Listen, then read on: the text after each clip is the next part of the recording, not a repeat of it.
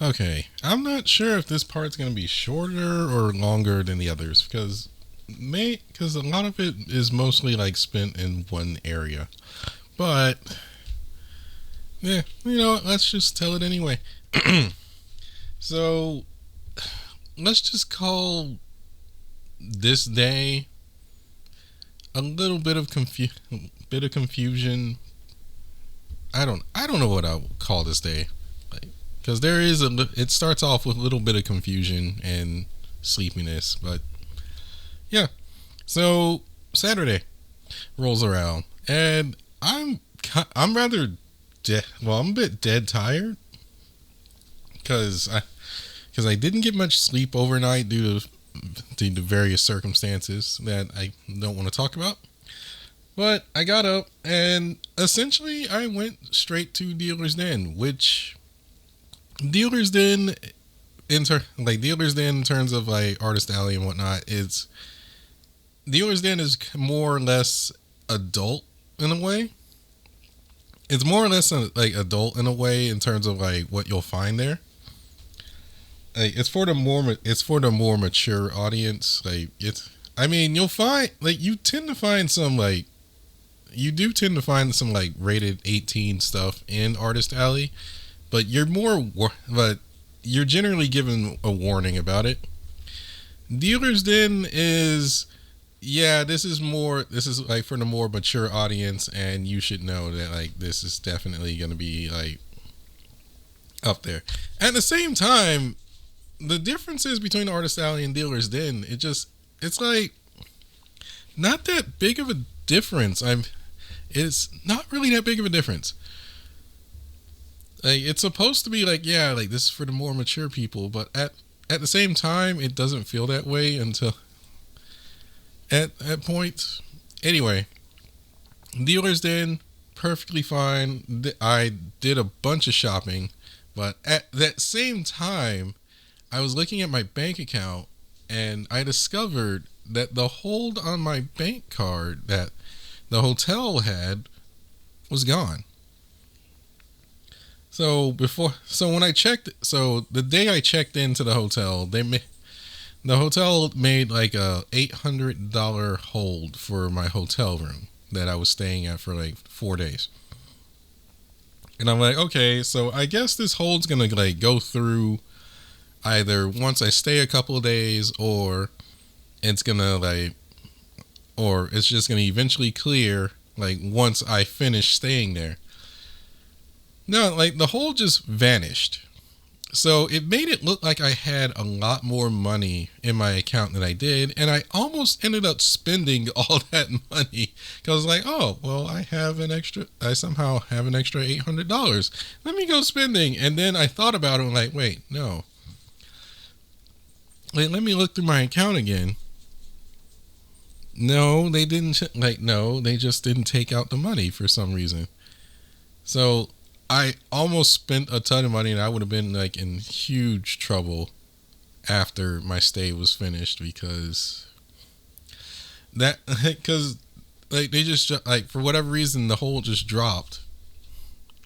Luckily I caught myself before I jumped into a big mistake. So I did buy a bunch of things, but I also stopped myself from going too far because for obvious reasons. And then I went so after Dealer's Den, there is a very much rated 18, or maybe I should say rated 21 area that you can go to, and generally I wouldn't really go there. There's not much there, if anything at all. It's kind of just hey, this is here. Do you want the real adult stuff, the really really adult stuff? And generally, if you walk through there, you really have to be interested, or you know what's, or you already know what's there. It was kind of weird this time around because this time they had more or less two lines that nobody really respected, because it said okay, Like, this side of the line is for if you actually are going to buy something, and this side of the line is just looking. And I took a quick lap through there, and I was like, nothing's here that I really want. So I finished up and left. So anyway, we're gonna get back to more fun stuff, because this is essentially the last voice acting panel that they have. And this one, well, I don't really know who this guy is either. And he kind of described some of the roles that he took, but apparently they're less known than others. Like, he did a bunch of them. Like, apparently he did some character in My Little Pony, but it was a fan version of it. And then he did a bunch of other roles in other movies and whatnot that I don't know, and I didn't really hear the whole thing. But this guy was clearly professional. So the difference was, for this panel compared to Meet the Voice Actors in yesterday's set of panels, this guy was actually teaching ways to go about it. And we even ended up getting a bit of a mock. It was a mock voice acting run, as to be okay, this is what voice acting is going to be like if you actually do it. So he got six of us up, and he had us all read random lines that were essentially either from random animes or TV shows or movies. And the thing was, I don't really know any of these quotes. I think one of the quotes was from My Hero Academia, and then there was one from a Deadpool movie. There's one from My Hero Academia, one from Deadpool movie, one from one of the versions of Lion King. I don't remember which version. I'm I haven't watched Lion King in forever. I was I don't remember this being said. But yeah, so he had us do a mock voice acting panel. In fact, I need to check to see if that guy finished it, because he did say that he would record it and edit it and upload it to his Tumblr.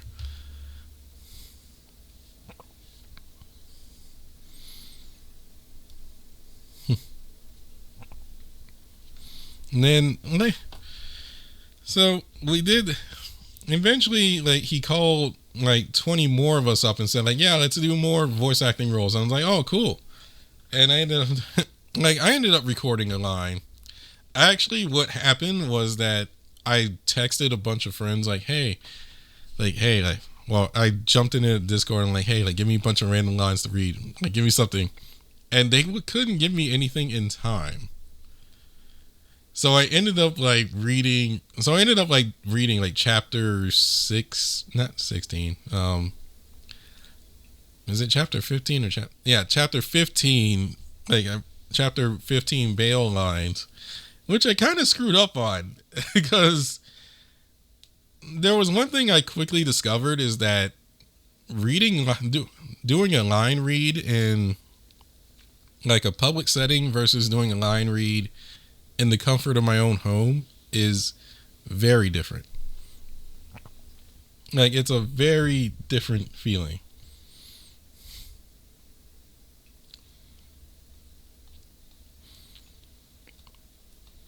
So I had to deal with that.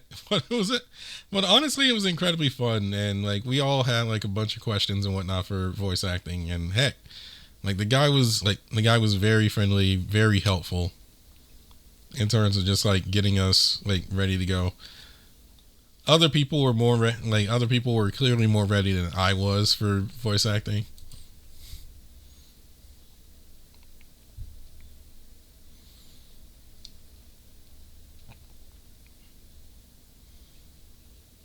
And yeah, that was about it for that one. So here's where generally the fun part kicks in, because for the rest of the day, for the most part, I would say, is Video Game Room. went straight to the video game room, and yeah, it was like, honestly, all I could say is that it was incredible because, for one, this video game room was not just full of arcade. Well, they had a lot of arcade games, and I probably talked about this last time I went to FWA. But yeah, there was a lot of arcade games, like new and old. There's a bunch of them I want to like look up and show off. I think the one that a lot of us were addicted to was Gundam Extreme Versus. Like, this one was like Gundam Extreme Versus XP Boost 2, if I remember the title right. Which, if you don't know, like, Gundam Extreme Versus is like a very long running series, and I would say that there is a crappy one. There is more or less a crappy one, and then there is like the good one. Unfortunately, we don't really have the good one on console or readily available. But we did have this one. Like, XP Boost came out in 2022 or like 2021, 2022, somewhere around then. And like that, so they had that one. I think the latest one is like Overboost. So yeah, like, this game series is very long running and just keeps updating. I wish I could show off content from that room, but due to the rules of FWA, I cannot, because I did not get permission to like record. Despite the fact that like I tried my best not to record anybody else except for myself in the pictures, I don't have permission to like show it off. So I very much apologize for that. It kind of sucks because there was a lot of new Gundams there, and I was just like, oh man, like, I want to show this off so badly. They're like, oh well, we have our own Twitch and YouTube channel that we can show off, and I'm like, but you're showing off like Smash Brothers tournaments and speed runs. Like, I'm not like, I want to show off these other games. So, but they did also like invite some other company there that was like selling these cards that you would use at most of the arcade machines these days. Like, it's basically like a members card where like you would just scan it and be like, oh well, you're this person, and it would have like your profile data and whatnot. I did buy one of those. That was actually pretty cool. I got to play Virtual On on the actual twin sticks again, which is very fun. Which, if you didn't know, Virtual On's main control setting is like you have two control sticks side by side, and that's how you control your Virtuoid. I don't want to call it a mech because it's called a Virtuoid. It was fun. It was very fun to actually play with the twin sticks again, and I was like, oh man, like, this is so much better than a PlayStation controller or Xbox 360 controller. Dang it! I really regret that I can't show it. But it was more or less a bad recording anyway. But I did get to play like the Initial D arcade game, and I was like, oh, well, finally I get to play this game. Like, usually this machine is hogged like crazy. Like, this is like one of the machines that like nobody ever jumps off. And then there was some train driving simulator, like some Japanese train driving simulator game as well, and I was like, what the heck is this? Like, they'll make a game out of anything. And this one was like just give you points based on how well you drove the train from one stop to the next, telling you like, okay, like, yeah, you gotta slow down, you gotta make sure you hit this button, you gotta speed up, you gotta keep all your gotta keep everything steady. Like you can't just fly from one station to the next, which I know like that's what a lot of people would do if given the opportunity. There were, I did get to play Pokken Tournament with like the actual arcade controllers, and honestly, it felt really good to play Pokken with the actual arcade controllers because that is a bit like it's a major difference than playing on the like the Nintendo Switch. Like it is vastly different. Like it feels like if almost honestly in certain ways it feels unnecessary. Like you should just have an arcade stick and then play Pokken. Oh, but yeah, they're well. Like obviously they had the DDRs. I think a lot of like probably the most used machine that I saw there was like I can't remember the title that well. Taiko Drum Master or something. I can't remember the game title that well. It's the drum game that they don't really. It's like it's not really. Like I think we only had it on console once. And then there was like a bunch of other arcade games, like many of them that we played, like you know Tekken 7, Tekken Tag Tournament, Under Night, Street Fighter 3, well Third Strike. I did play Toho for the first time, which that was probably the only time over the weekend where I actually like locked in and played something. Because like, anybody that plays Toho knows how things get for that game. No, but yeah, like that's the arcade side. But I also want to talk about the indie game side of games. But and there's also like the bunch of old games that they had, and I was like, oh, like, I kind of need this setup. Like Steam Deck definitely opened up like a lot of new options for people to show off their games. And that's one thing.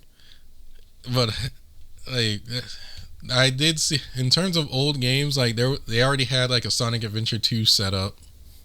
They had a Sonic Adventure 2 setup, which I was like, oh, like I'm going to resist playing this because because if I sit there and play this, I will essentially speed run the entire. I will more or less try to speed run the entire game.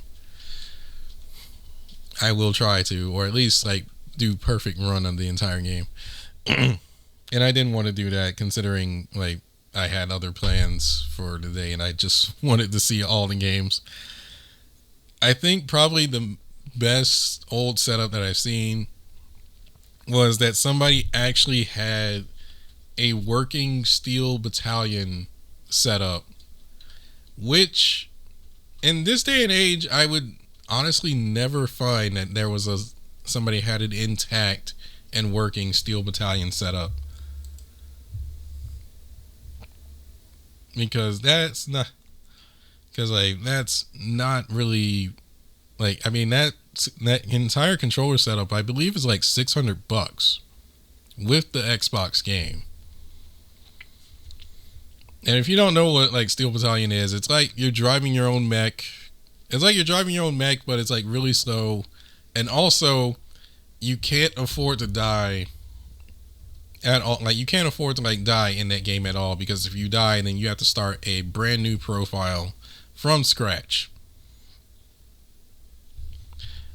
Like in order to like in order to play the entire game again.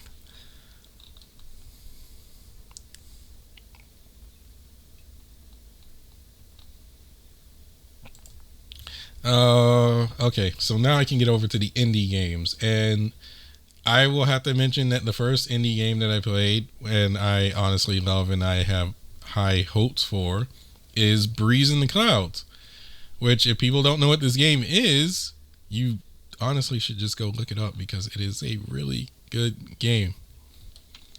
Like it's a really good game. Like it's it's showing a lot of promise. Basically, like while it has like cute little characters going on, it's like you're playing a Kirby game, but you're also playing Smash Brothers Brawl Adventure Mode. But like your Kirby's like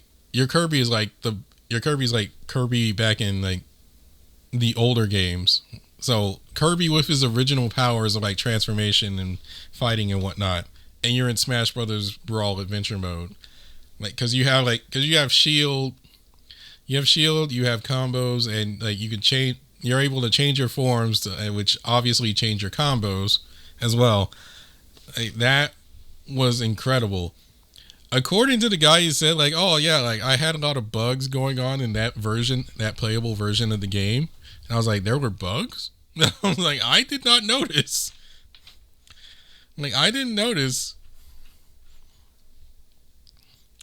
And apparently it is also fully voiced. I was like, while I was playing, I was just doing I was just like doing like an epic reading of all the voices. You know, like, oh, it was a very fun game. I cannot stress this enough. Like, you guys, like, when it comes out, like, definitely this is one of the ones to look for. I saw this one for a brief moment, and there is a playable demo of this game on, like, I believe on Steam. There is a playable demo called Star Garden, which Star Garden is essentially, if you like Kirby's Air Ride, you should like this game. It's essentially Kirby's Air Ride plus Chow Garden, like Sonic Adventure 2's Chow Garden. So that, like, it, not even really a weird combination, but yeah, like, I've never played Kirby's Air Ride. Like, I've watched it, and I've watched so many other people play it, and I'm like, yo, like, this is a game that you guys will like. Because I know a bunch of friends will love to play that game, even though at the same time, people are already excited for Kirby's Air Ride to come out on the Nintendo Switch 2, I believe. Like, this should, like, by the time this comes out, this should tide you over. Or this could be like, well, I don't have that new Kirby's Air Ride game, but I do have this, which is essentially the same thing. Then there's a game called Myco Relic. Like, I will be playing a lot of these games. FYI, I will be playing a lot of these games on the channel, at least showing them off and like showing off their demos and whatnot when I can. This game is called Myco Relic, which, it's weird, but it's essentially just like, it's another take on a Dark Souls game. Like, you build your character from scratch, and you essentially like beat the game with, like, you know, Dark Souls style. But it was like, so yeah, it's like, it's another like Dark Souls bit. I'm going to release in a couple of months, I believe. Killer Flow, very simple platformer. It honestly, it's one of those platformers that is like, okay, like, but can you speed run this, or can you do like this? Can you do this in perfection?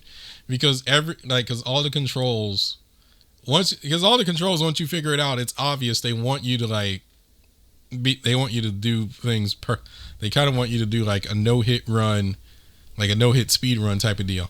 And like, oh, can I do this? The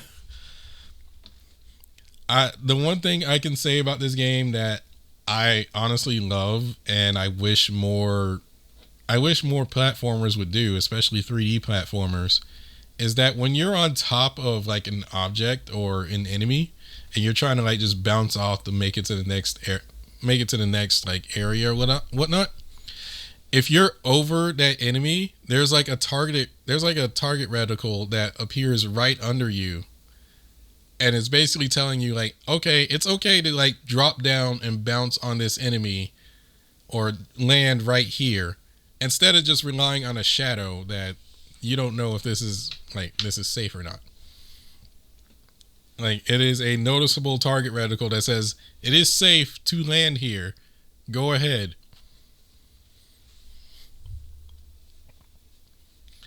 But also if you want to play this casually, you can. So yeah, I definitely will show that one off. Elemental Rift. Elemental Rift, I'm not entirely sure about. I barely got to play this one a lot. To me, it feels like a take on Power Stone. Like, it feels like a 2D Power Stone. At least from what I've seen.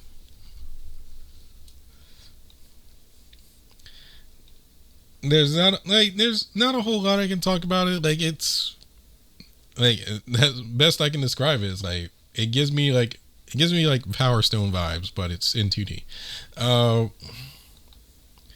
There is a fun. This one is a bit of a fun game called Kelp Keeper, which you basically play as an otter, and like you're trying to like collect as much food as possible while not like taking damage, type of deal. Fun little score attack game. I feel like I'm missing something. Not yet. Okay. Cryptic Crush is more or less like an actual RPG game where like you're playing an RPG game, but it's also a visual novel type game. This one's on itch.io. Like, this one's on itch.io, and it's like honestly I find it to be very silly. But also, like, when you like select attacks and whatnot, it goes like, oh, okay. Like, it does like does a dice throw to determine like how successful your attack will be. So it's not. So is I think, what is it like? It's kind of like a tabletop RPG, but not. But it's not a tabletop RPG.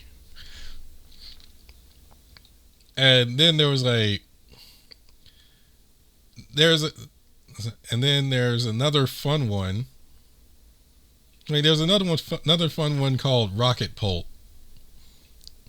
which this game's already been out for quite a while. It's just they had like the devs behind this are apparently like making a small little like $200 console that you can play, which has Rocket Pulp on there, but it's gonna have like 30 other games on there as well, and like have like a downloadable expansion to like download other games. Sounds very ambitious, but from what I played of Rocket Pulp, I was like, this is silly. And I could honestly see this as one of those type of streamer games where they're trying to like perfect themselves to make the best score. Like on the console, it was like you were holding like a little handheld with a screen. It had this little crank that you had to wind up. Then you would press the other buttons to like launch your rocket, and your entire goal was to land on like the smallest island that you can without blowing up your rocket.